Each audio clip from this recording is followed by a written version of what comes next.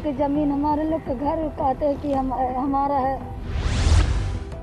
थाने जो आवत हैं थाने पर वाले दौड़ा के मारत हैं।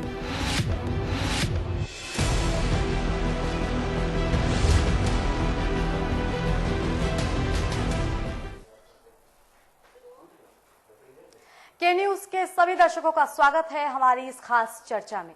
जमीन पर कब्जा करने वाले हो जाए सावधान, अब सरकारी अभियान चलेगा और कोई भी बख्शा नहीं जाएगा, ऐसी बड़ी बड़ी हेडलाइंस छपती हैं। भूमाफियाओं पर नकेल कसने के लिए एंटी भूमाफिया पोर्टल बनाया जाता है, लेकिन क्या फायदा ऐसे पोर्टल्स का, ऐसे अभियानों का, जब गरीब और आम की जो जमीन है उसे दबंग हड़प रहे हैं।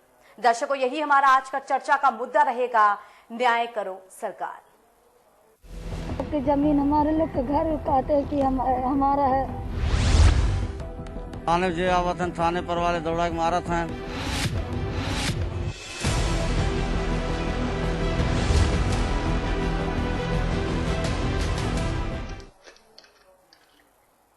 सरकार बड़े बड़े वायदे करती है, चुनाव से पहले गरीब और आम जनता का वोट पाने के लिए उनसे तमाम तरीके की लुभावनी बातें करती है, लेकिन उन सारे वायदों, उन सारी योजनाओं की हकीकत तब निकल करके सामने आती है, तब धरातल पर दिखती है, जब जौनपुर का एक गरीब परिवार राजधानी लखनऊ पहुंचता है और विधानसभा के सामने धरना प्रदर्शन करता है।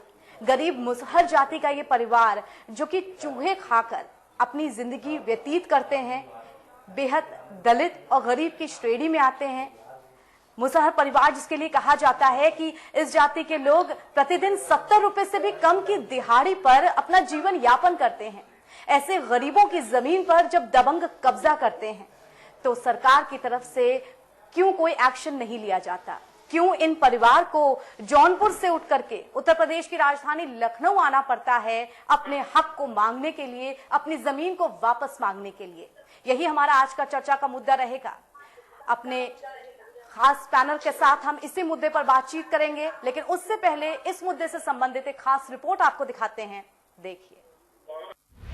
इंसाफ की आस में मुसहर जाति, आज भी परेशान एक दलित परिवार। 4 पीढ़ियों की जमीन अचानक बन गई किसी और की। लेखपाल कोटेदार प्रधान के आगे बेबस दलित परिवार। बहुत परेशानी, अब रह नहीं का करब। थाने जो आवत हैं थाने पर वाले दौड़ा के मारत हैं। प्रदेश में जब योगी सरकार बनी तो लगा अब तो सब ठीक होगा, हर किसी को इंसाफ मिलेगा, मगर क्या पता था साहब कि यहाँ अधिकारी इंसाफ भी धर्म और जाति पूछकर देते हैं। दलित, जिसे समाज का सबसे निचला तबका कहते हैं, आज इंसाफ के लिए दर दर भटक रहा है। जौनपुर जिले के साहबगंज के छोटे मासूम बच्चों और औरतों को लेकर राजधानी की तरफ रुख करने वाला मुसहर परिवार आज इंसाफ की आस में भटक रहा है। जी हां, मामला दरअसल महज 7 बिस्वा जमीन के टुकड़े को लेकर है। लेखपाल कोटेदार और प्रधान परिवार पर न केवल दबाव बना रहे, बल्कि थाने से लेकर एसपी, डीएम सभी की दर पर ये परिवार अपनी गुहार लगा चुका था। योगी सरकार के सरकारी मुलाजिमों ने आश्वासन भी दिया, उम्मीद भी दी, पर इंसाफ नहीं दिया। जब जिले में रहकर प्रताड़ना और अपने दर्द पर मरहम न लगता देखा, तब आखिर इस परिवार ने सूबे के मुखिया की चौखट की तरफ इंसाफ की उम्मीद में अपने छोटे छोटे मासूमों और महिलाओं के साथ राजधानी का रुख कर लिया, जहां सूबे के मुखिया विराजमान होते हैं और अपने अधिकारियों को दिशा निर्देश देते हैं। जब हम लोग घर बना रहे थे आवास, तो उसमें जाके कोटेदार रोक दिए, कहा यहाँ नहीं बनाने देंगे। हमने कहा भैया ऐसा है कि हम लोग 4 पीढ़ी से रह रहे थे, आपके यहाँ कहाँ चक आ गया है? इसी में नेपाल के यहाँ गया तो कहने लगे नेपाल की ये कालियत है, तुम लोग को आवास आया है, उसमें पट्टा कर देंगे, तुम लोग को रहने के ठिकान हो जाएगा। अब आप देख लीजिए, कागज लाए हैं, वैसे नहीं आए, एप्लीकेशन 2-2, 3-3 डाले हैं। लाला लोग, अहिर लोग, मुसहर लोग रहा ना देते हैं। अब जमान है कि ले जाके घर में खूंटा गाड़ दे हैं, 2-4 ठवास मिले वो ना बने देते हैं। अब हम लोग के रहा के ठिकान ना आवे, 2-4 ठवासों ना दे हवा, खूंटा ले जाके घर में भीड़ का गाड़ दे हैं। डीएम साहब के यहाँ गए, अपने थाने गए, बहुत लोग के यहाँ गए, क्यों हमारे लोग सुनाई ना करे। साहब, आप लाख दिशा निर्देश दें, आप लाख प्रदेश की जनता से दावे करें, मगर आपके सरकारी मुलाजिम आपकी उम्मीद और इरादों में पलीता लगाने में कोई कसर नहीं छोड़ते हैं। सवाल ये है कि जो जमीन 4 पीढ़ियों से मुसहर जाति के लोगों की थी, आखिर आपके मुलाजिमों ने ऐसा कौन सा तिलिस्म रखा है जिसे घुमाते ही वो जमीन किसी और की हो गई, जो कभी मुसहर जाति के परिवार की थी। परिवार का दर्द देखिए साहब, एक तरफ गरीब दलित तो वहीं दूसरी तरफ रसूखदार लोग, जिनका लेखपाल, कोटेदार और प्रधान से गठबंधन है। मुसहर जाति के इस परिवार को पीएम आवास योजना का भी भरपूर लाभ मिला, पर मजाल है कि इन्हें आवास बनाने दिया गया हो। हाँ, ये जरूर है कि इनसे 50,000 रुपए की मोटी रकम जरूर वसूल ली गई। सवाल बड़ा है कि कब ऐसे लोगों पर सूबे के मुखिया की नजर पड़ेगी और कब इस परिवार को इंसाफ मिलेगा, कब उनके घरों के दिए रोशन होंगे, कब उनकी आंखों का पानी खत्म होगा। ऐसे सवाल के हल की उम्मीद लिए परिवार राजधानी लखनऊ में भटक रहा है। लेखपालों की मिली भगत है। ये लेखपाल किस तरह से काम करते हैं, ये तस्दीक और इस बात की तस्वीरें आप देख रहे हैं, ये आंखों में जो आंसू हैं, ये इस बात की तस्दीक कर रहे हैं कि किस तरह से जो वहाँ के लेखपाल हैं, एक लंबे समय से जो परिवार रह रहा था, जिसकी जो जमीन थी, अब जाकर अचानक से ऐसा क्या हुआ कि जब नपाई होती है तो जमीन किसी और परिवार की निकल आती है। आप देख रहे हैं ये पूरी एप्लीकेशन दी गई है और उसके बावजूद भी किसी प्रकार की कोई मदद जब इनको जौनपुर जिले से नहीं मिली तो उसके बाद ये पूरा परिवार राजधानी की तरफ रुख कर चुका है और इस बात की उम्मीद कर रहा है कि सूबे के मुख्यमंत्री योगी आदित्यनाथ इन्हें इंसाफ दिलाएंगे और अब जो ये बेघर हो गए हैं तो कहीं ना कहीं इन्हें जमीन जरूर मिलेगी। कैमरामैन रियाज अहमद के साथ मैं के तिवारी के न्यूज लखनऊ। तो 4 पीढ़ियों से जो परिवार एक जमीन पर रह रहा था, अब अचानक से उसे उसकी जमीन से दबंग बेदखल कर देते हैं। वो परिवार कहां जाएगा? दर दर की ठोकरें खाता ये परिवार। जब उसकी सुनवाई नहीं हुई तो वो थक हार के राजधानी लखनऊ पहुंचा, विधानसभा के सामने धरना प्रदर्शन करने, सब लोगों को अपनी तकलीफ बताने, ताकि लोगों को पता चले तो शायद उसे इंसाफ मिले, उसे इंसाफ की जो आस है कम से कम वो मिल सके। इसी मुद्दे पर आज हम चर्चा करेंगे। हमारे साथ मेहमानों का जो पैनल जुड़ा हुआ है उनका परिचय आपसे करा देते हैं। बीजेपी की तरफ से हमारे साथ अनीता अग्रवाल जी जुड़ी हुई हैं। अनीता जी, बहुत बहुत स्वागत है आपका। हमारे साथ सपा की तरफ से मनोज यादव जी थोड़ी देर बाद जुड़ेंगे। साथ ही हमारे साथ वरिष्ठ पत्रकार हेमंत तिवारी जी जुड़े हुए हैं। हेमंत जी, बहुत बहुत स्वागत है आपका। वरिष्ठ पत्रकार हेमंत तिवारी जी जुड़े हुए हैं। अनीता जी, सबसे पहले आपके पास मैं आना चाहूंगी। बीजेपी की ही सरकार है। बीजेपी की सरकार जब केंद्र और राज्य दोनों में है, जब ये सरकार आई थी तो फोकस, अपनी जो मूलभूत चीज उसने बोली थी वो अंत्योदय बोली थी कि जो समाज का सबसे गरीब तबका है, जहां तक सरकारी योजनाएं नहीं पहुंचती हैं वहां तक हम पहुंचेंगे। योजनाएं पहुंचना तो दूर, उनके पास जो खुद की चीज है वो भी उनसे छीन ली जा रही है। दबंग उनकी जमीन पर कब्जा कर रहे हैं और कोई ऐसी जमीन नहीं, ये परिवार खुद कह रहा है कि वो 4 पीढ़ियों से उस जमीन पर रहता आया है, वहां खेती किसानी करता आया है। फिर अचानक से ऐसा क्या हो गया? दबंगों की उस जमीन पर बुरी नजर पड़ गई, उन्होंने जमीन को हड़पा और जौनपुर की पुलिस प्रशासन, उनकी तरफ से कुछ नहीं किया गया। तभी तो वो परिवार उठ के लखनऊ आया। अनीता जी। शैले जी, सबसे बड़ी बात ये है कि ये दलित की जमीन है। दलित की जमीन कभी भी कोई ऐसे नहीं हड़ सकता। उसमें एक विधान है, या उसको बेचनी हो तो डीएम से वो कराना पड़ता है उसको। तब ऐसे नहीं कि कोई किसी ने हड़प ली, 4 समय से रह रहे हैं, कोई ना कोई कारण अवश्य होगा। इसकी जांच होगी, जांच से पता लगेगा। और ऐसा, और ये वहाँ के अगर डीएम एसएसपी को कहेंगे तो वहाँ पे जांच हो, वहाँ पे एप्लीकेशन दे, जांच होगी। जांच पता के बीच वो परिवार जो अपनी जमीन से बेदखल है, जो 2 जून की रोटी भी उसी जमीन से खाता है, वो कहाँ जाएगा? अच्छे से जानते हो कि दलित जो का नियम है जमीन का, वो एक अलग प्रावधान है। पहले बात तो दलित की जमीन कोई दूसरा ले नहीं सकता। अगर उसको बेचनी है तो उसको डीएम से परमिशन लेनी पड़ेगी। और ऐसे ही किसी को निकाल दिया, ये ऐसा इस सरकार में तो नहीं होता है। कोई ना कोई कारण अवश्य होगा, उसकी जांच होगी, पता लगेगा सत्य क्या है। किसी के मैं आपको बता दूं कि जमीन से जो जुड़े मामले होते हैं वो राजस्व के होते हैं और पुलिस का काम कानून व्यवस्था का होता है। पहले व्यक्ति पुलिस के पास जाता था, कोर्ट कचहरी होती थी, फिर मामला राजस्व के पास जाता था, इनमें लंबा वक्त लगता था और इसी वजह से इन 2 चीजों को मिक्स किया गया। और बीजेपी की सरकार की तरफ से ही गांव में 2 टीमें बनाई गईं, एक राजस्व परिषद की और एक पुलिस की।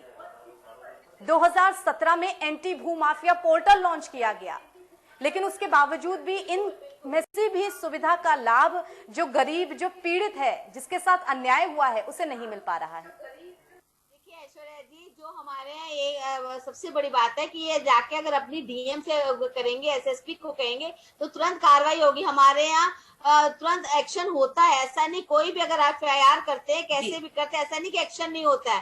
अब इसमें क्या कारण है, मैंने वही कहा, इसमें क्या कारण है, किस वजह से हुआ है, उनके पारिवारिक मामला है या उनके परिवार से जुड़ा हुआ मामला है, उनके कैसे मामला है, ये सब जांच से ही पता लगेगा।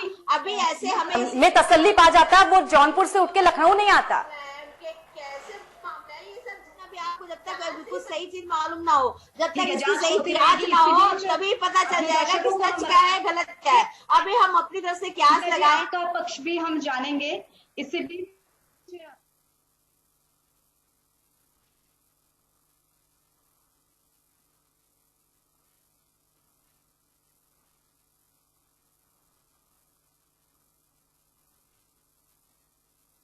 उस जमीन पर रह रहा था, खेती बाड़ी कर रहा था। सोचिए वो परिवार कितना मजबूर हुआ होगा कि उसे अपनी जमीन सब छोड़ करके राजधानी लखनऊ आना पड़ा अपनी व्यथा बताने के लिए, जिसमें तमाम परिवार की औरतें और बच्चे भी मौजूद हैं। देखिए, ये दुर्भाग्यपूर्ण है। और उत्तर प्रदेश में अभी इससे पहले जो एक घटना घटित हुई थी, उसको आत्मदाह की विधानसभा के सामने, वो शायद मेरे ख्याल से अमेठी का मामला था, उस मामले को पूरी तरीके से राजनीतिक रूप दे दिया आज की सरकार ने, और ये कह दिया ये तो विपक्ष के लोग साजिश कर रहे हैं सरकार के खिलाफ। आज फिर दूसरा केस आया। क्या भाजपा की सरकार और भाजपा के लोग ये समझने में असमर्थ हैं कि उनके द्वारा, आपके द्वारा भी कही गई तमाम सारी बातें कि एंटी भू माफिया स्क्वाड बनाया इन्होंने, तमाम सारी जमीनें, अगर गांवों का पूरी तरीके से सर्वेक्षण करेंगे अपने संवाददाता को भेज के, तो इसमें यह पाया गया है कि जो गरीब आदमी तमाम सारी ग्राम पंचायत की जमीनों पे अपना खेत खलियान इस तरह काम कर रहा था, वो उनसे छीन के, और बड़े बड़े भू माफिया जो हैं, जो बीजेपी के दबंग नेता हैं, मैं आरोप सीधे लगा रहा हूं, उन्होंने उस जमीन पे कब्जा कर लिया है। दबंग से मतलब सरकार में दबंग लोग हैं ना, तो दूसरा आदमी दबंग कैसे हो सकता है, सरकार से कौन लड़ सकता है। तो पूरी तरीके से भाजपा की साजिश है, उसी साजिश के तहत इस तरह की चीजें हो रही हैं। बीजेपी के लोग मेरे ख्याल से एक्सेप्ट करने में सक्षम नहीं है कि इस तरह की चीजें एक्सेप्ट कर पाए, लेकिन जनता जान चुकी है, उत्तर प्रदेश के जो आम जनमानस है वो जान चुका है, ये सरकार कहती कुछ है, करती कुछ है, दिखाने को कुछ है और बताने को बिल्कुल कुछ है। अनीता जी, आप क्या कहना चाह रही हैं, बताइए। ऐसे बोल रहे हैं, सूप बोले छलनी बोले से 72 छे। अभी इन्होंने बोला है, अरे सुनिए, अरे मनोज जी आप बोले थे, हमने बोले आप उसका बाद जवाब दे लीजिएगा। अरे बाद में जवाब दे लीजिएगा, पहले सुन लीजिए, सुनने का मायदा रखिए पहले। सबसे पहले आप ये बताइए, विधानसभा में जो आप वार्ता की बात कर रहे हैं उसका भी खुलासा सामने आया था कि वो किसने कराया था, राजनीतिक मामला क्या था। सबसे ज्यादा तो भू माफिया आप ही के पार्टी में, जिन्होंने सबसे ज्यादा जमीन हड़पी है, उसके लिए हमें एक्ट बनाना पड़ा है, उसी के लिए सब चल रहा है। और आप ऐसी बात कर रहे हैं, मैंने वही कहा, इसकी जांच होगी, सत्य सामने आ जाएगा, क्योंकि जो आजकल राजनीति आप लोग कर रहे हैं ना, वो सब समझ में आ रहा है। इसकी जांच होगी, तथ्य सामने आ जाएगा। इसी बीच हेमंत जी, मैं आपके पास आना चाहूंगी। सरकार चाहे किसी की भी आए, जो गरीब है वो गरीब ही रहता है, जो आम है उसे दबंगों द्वारा और दबाया जाता है।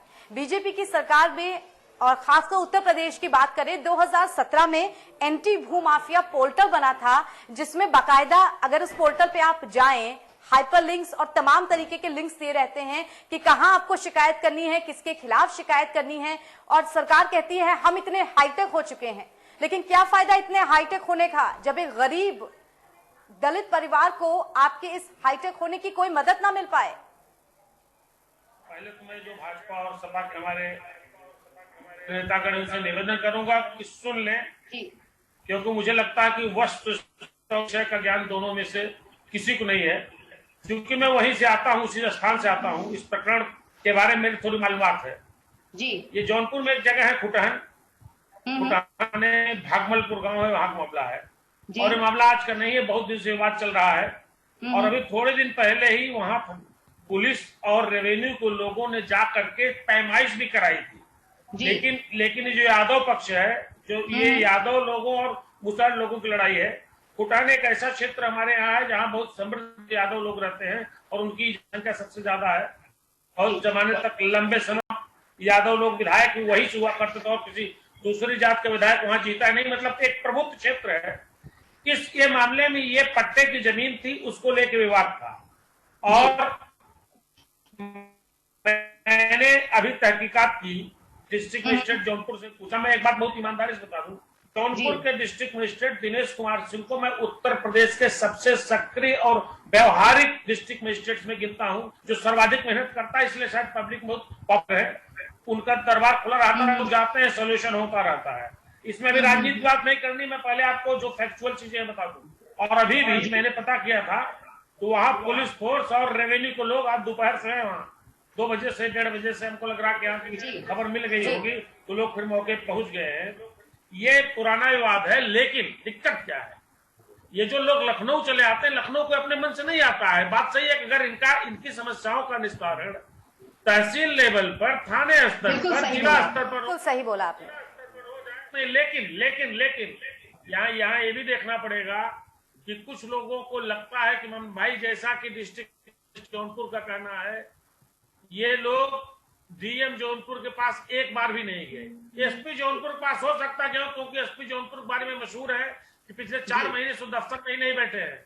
जौनपुर के एसपी 4 महीने से दफ्तर में नहीं बैठे हैं।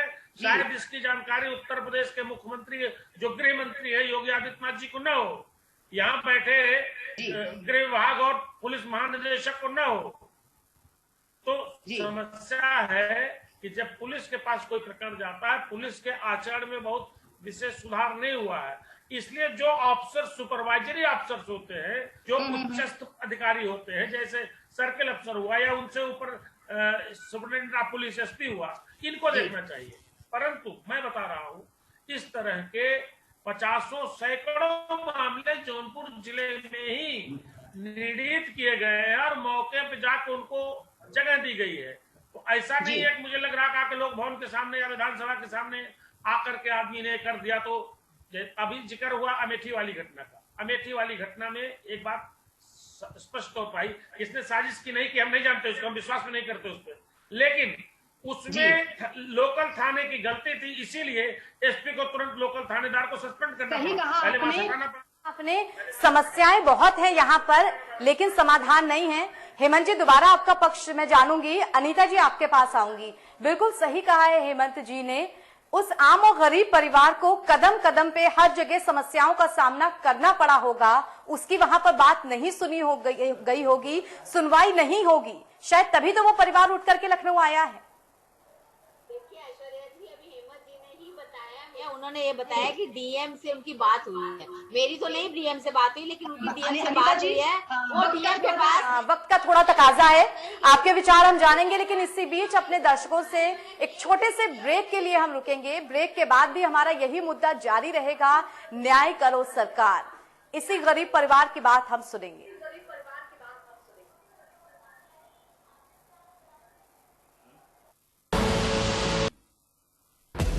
कि जमीन हमारे लोग के घर कहते हैं कि हमारा है।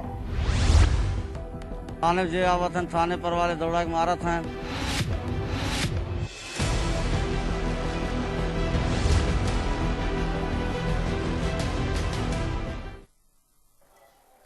तो दर्शकों, ब्रेक के बाद स्वागत है आपका हमारी इस खास चर्चा में, न्याय करो सरकार।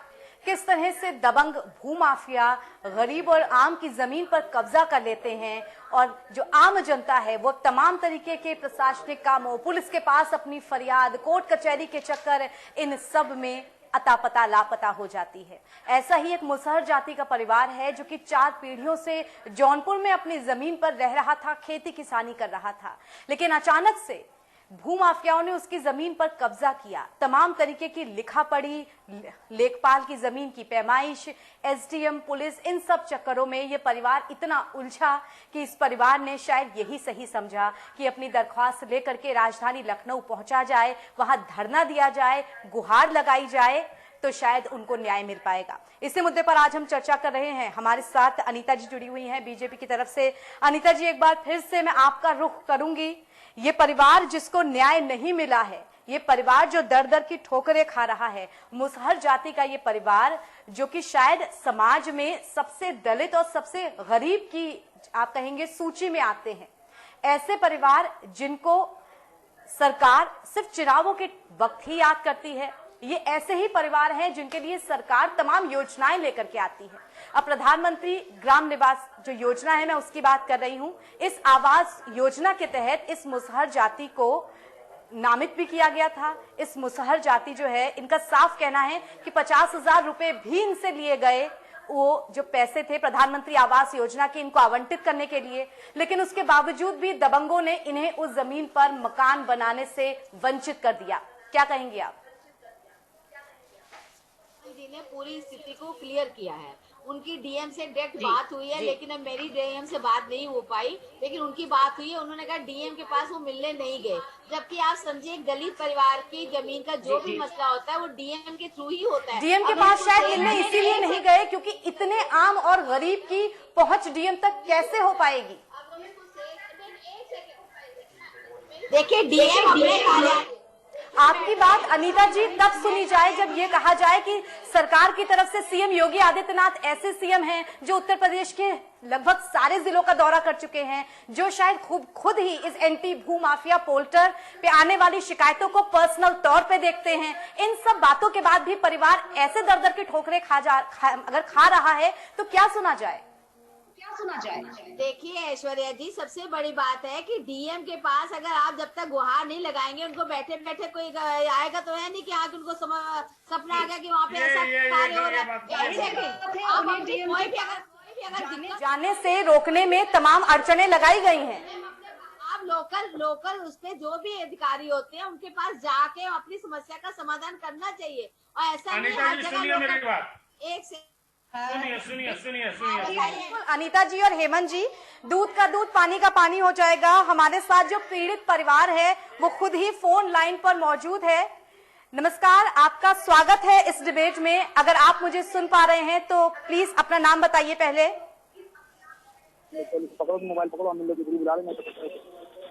जी, जानना चाहेंगे आपसे समस्या क्या है, परेशानी क्या है और कहां से ये शुरू हुई, आपको कितनी तकलीफें हुई, कृपया बताएं।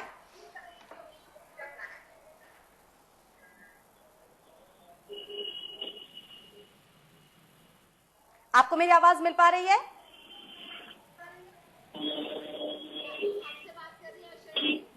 नहीं अनीता जी, माफी चाहूंगी, मैं पीड़ित परिवार के साथ फोन लाइन पर जुड़ने की कोशिश कर रहे हैं।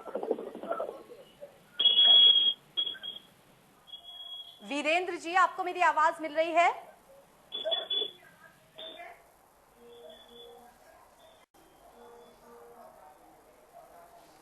तो फिर से हम वीरेंद्र जी के साथ जुड़ना चाहेंगे, उनकी बात समझना चाहेंगे जो पीड़ित है।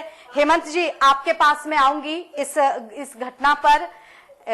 इस तरह की वारदात अगर यूपी में होती है, मुसहर जाति का परिवार जो कि अब न्याय मांगने के लिए लखनऊ तक आया है, अनीता जी साफ तौर पर कह रही है कि उन्हें डीएम के पास जाना चाहिए था, लेकिन एक गरीब की पहुंच इतने ऊपर स्तर तक हो पाएगी क्या?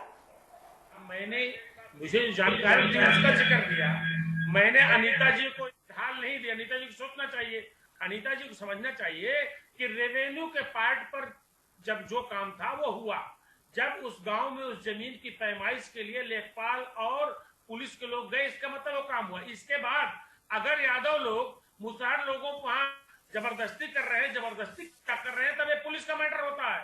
और मुझे कहने में कोई संकोच नहीं कि जौनपुर में खास तौर से, वैसे उत्तर प्रदेश पुलिस ज्यादातर गांवों में ऐसे मामलों में गलत काम करती है, न्याय नहीं करती है, और शायद यही नतीजा हुआ। मैंने पहले भी कहा था, अनीता जी आप भी सुन लीजिए, करवा लीजिएगा कि जौनपुर में अभी भी पुलिस जो एक्सपेक्टेशंस मुख्यमंत्री और आपकी पार्टी की और जनता की और रामराज की होती है, उसके विपरीत काम करती है, क्योंकि ऊपर के अफसरों को मतलब नहीं होता है। मैंने अभी जिक्र किया कि डीएम 8 घंटे 10 घंटे पब्लिक के लिए अवेलेबल वहां रहता है, एसपी पिछले 4 महीने से अपने ऑफिस में ही बैठे हैं।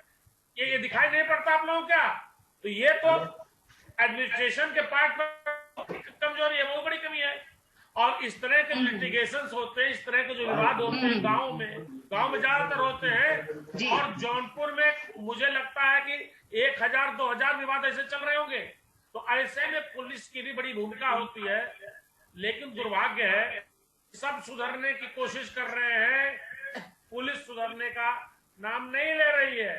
ये देखना पड़ेगा।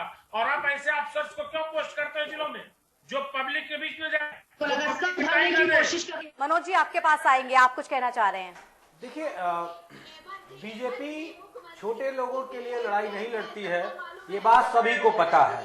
वो तो भगवान के लिए न्याय की लड़ाई लड़ने वाली पार्टी है। एक बात, क्या हमारे हेमंत जी बता पाएंगे इस बात को, इस डिबेट में क्या पत्रकारों को न्याय मिल पा रहा है? क्या ये सरकार पत्रकारों के साथ जस्टिस कर पा रही है? क्या उनके ऊपर बेवजह एफआईआर नहीं लिखाई जा रही है? और किसी जिला, किसी विशेष जाति, किसी इस तरह की बात को कहना मेरे ख्याल से औचित्यपूर्ण है। सरकार पूरी तरीके से फेल है। जनपद चाहे जौनपुर हो, अमेठी हो, मेरठ हो, गाजियाबाद हो, बुलंदशहर हो, किसी भी आप जिले को उठा के देख लो, सरकार में जंगल राज पूरी तरीके से हावी हो चुका है और सरकार पूरी तरीके से नाकाम है। आम गरीब इंसान को इंसाफ देने में वो विश्वास नहीं करती। इस बात को सभी को समझ आ गया है, लेकिन अभी भी मेरे ख्याल से बहुत मजबूती से जो सरकार पे सवाल उठाने चाहिए, वो सरकार पे सवाल उठाने से लोग बच रहे हैं और इसी कारण से सरकार सामंतवाद के रूप में स्थापित होती जा रही है। और अगर यदि समय रहते इस तमाम सारी चीजों पे क्वेश्चनिंग नहीं की गई तो सरकार में बैठे दबंग लोग, चाहे वो जिले में हो, प्रदेश में हो, कौन मिल पाएगा डीएम से? कोई मंत्री मिल रहा है क्या किसी से? कोई विधायक मिल रहा है क्या जनता से? तो डीएम से मिलने की बात कौन कर रहा है? अनीता जी को बिल्कुल सेंस नहीं है क्या? मुख्यमंत्री किसी से मिल रहे हैं, उप मुख्यमंत्री किसी से मिल रहे हैं, तो डीएम को क्या पड़ी है? जब राजनेता जनता से नहीं मिल रहा है तो वो डीएम को क्या पड़ी हुई जो जनता की समस्याओं को सुनेगा? इस बात को कहने की हिम्मत नहीं है किसी के अंदर और न कह पाएंगे लोग। हाँ, विपक्ष पे आरोप लगाना सबसे आसान है, वो मेरे ख्याल से यशोदा जी सभी लोग लगा सकते हैं कि पूर्व की सरकार में ये होता था, वो होता था, अमुक जनपद इस तरह का है, अमुक जनपद इस तरह का है, ये बातें सिर्फ कही जा सकती बस। जी अनीता जी, जवाब चाहूंगी आपसे, क्योंकि बीजेपी की सरकार ने ही अंत्योदय का नारा दिया था, सबसे गरीब तबका ही उठकर के ऊपर आएगा, उसके बावजूद ऐसी स्थिति देखने को मिल रही है। अंत डूबेगा। हमारी पूरी स्कीम है और मुख्यमंत्री ने एक हेल्पलाइन भी दे रखी है कि अगर बाई द वे कहीं की पुलिस नहीं सुन रही है, कहीं का कोई नहीं सुन रहा है, तो आप डायरेक्ट उस हेल्पलाइन पे फोन कर सकते हैं 1075 पे। मुख्यमंत्री को डायरेक्ट फोन कर सकते हैं, वहाँ की हेल्पलाइन अलग है। हर तरह से सुख सुविधाएं दे रखी है, हर तरफ से सुख सुविधाएं दे रखी है। ऐसा नहीं है कि नहीं कोई भी, और पुलिस अगर नहीं सुनती है तो उसमें भी पूरी तरह से कार्रवाई होती है, उसमें भी पूरी तरीके से कार्रवाई होती है। कोई ऐसा नहीं कि पुलिस वाला बख्श दिया जाता है। अगर ये एसएसपी नहीं बता रही फोन लाइन पे फोन करें, अरे देखिए अपनी प्रधान दुरुस्त करिए, तब बड़ी बड़ी बातें करिए। योगी सरकार फेल है, योगी सरकार पूरी तरीके से फेल हो चुकी है। चलिए, इसी के साथ वक्त आ गया है अब अपने दर्शकों से अलविदा कहने का, लेकिन इस मुद्दे को जो हमने उठाया है, हम लगातार इसकी अपडेट आपको देते रहेंगे। और अनीता जी, आप जिस तरह से कह रही हैं कि वक्त लगेगा, जांच होगी, उसका भी हम इंतजार करेंगे कि परिवार को न्याय मिला या नहीं। फिलहाल अपने सभी मेहमानों का हम शुक्रिया अदा करते हैं। मनोज जी, धन्यवाद हमारे साथ जुड़ने के लिए। हेमंत जी, धन्यवाद हमारे साथ जुड़ने के लिए। अनीता जी, आपका भी बहुत बहुत धन्यवाद हमारे साथ जुड़ने के लिए। और इसी के साथ दर्शकों, फिलहाल के लिए मुझे इजाजत दीजिए। बने रहिए के न्यूज के साथ। नमस्कार। जमीन हमारे लोग के घर कहते हैं कि हमारा है। थाने जो आवतन थाने पर वाले दौड़ा के मारा था।